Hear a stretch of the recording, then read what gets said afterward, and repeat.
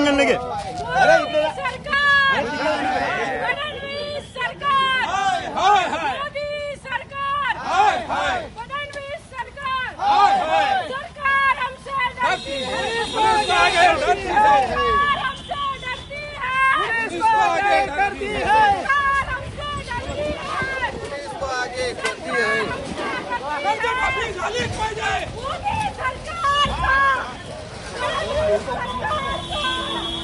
शेतकरी विरोधी सरकारचा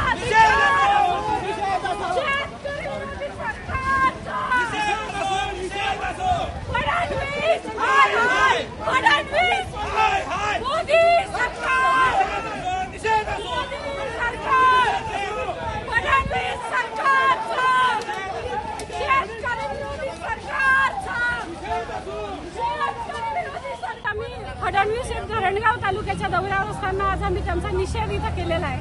भाजप सरकारने सत्तेत येण्यापूर्वी आश्वासन शेतकऱ्यांना दिलं होतं की तुमचा 7/12 आम्ही कोरा करणार. 3 वेळा बोलले फडणवीस साहेब 3 वेळा बोलले कोरा करू कोरा करू कोरा करू, कोरा करत नाही फडणवीस.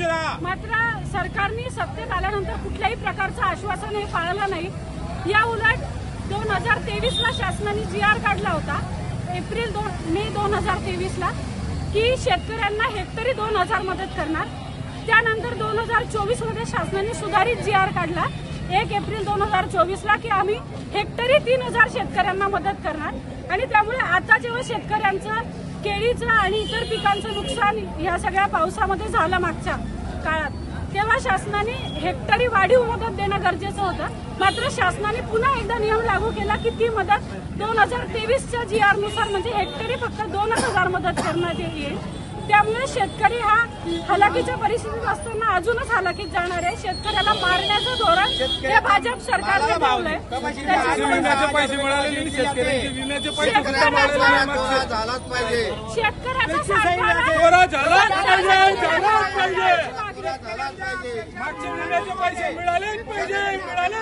हे सरकार शेतकरी विरोधी सरकार आहे. मटेरियलचे भाव बघा, बियाण्याचे भाव बघा, सगळे भाव बघा. आज कापसाला भाव नाही, मक्याला भाव नाही. हे सरकार एक नंबरच्या नालेच सरकार आहे. त्याच्यासाठी हा फसवणूक लोकांना फसवतो, त्याच्या निषेध करण्यासाठी आम्ही इथे शेतकरी बांधव जमले आहेत आणि हे पोलीस पुढे करून आमचे आंदोलन दडपण्याचा प्रयत्न करत आहेत. हे सरकार राहणार नाही. या सरकारने सांगितलं होतं शेतकऱ्यांच्या उतारा कोरा करू. हा महाराष्ट्र आहे, पोलीस उंचा आहे, यांना कोरा केल्याशिवाय राहणार नाही हेच आम्ही सांगतोय. यांनी निवडणुकीच्या काळामध्ये शेतकरीचा उतारा कोरा करू अशी घोषणा केली होती. निवडून आल्यानंतर त्याच्यावर शेतकऱ्यांच्या याच्यावर काहीच ते बोलत नाही.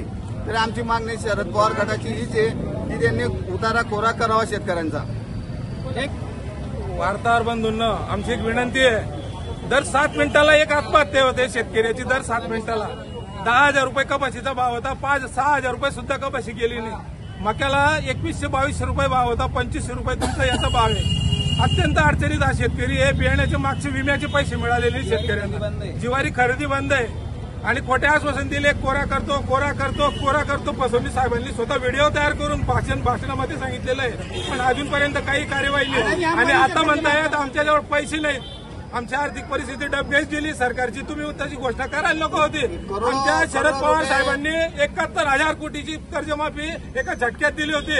उद्धव साहेब मुख्यमंत्री झाले, एका झटक्यात मुख्यमंत्र्यांनी कर्जमाफी दिलेली होती. फडणवीस साहेब सांगतात, फडणवीस म्हणतोय साहेब, फडणवीस साहेबांनी अजूनपर्यंत काही खुलासा दिलेला नाही. ते म्हणतात आमच्याकडे पैसे नाहीत, आमची परिस्थिती डबघाईची आहे.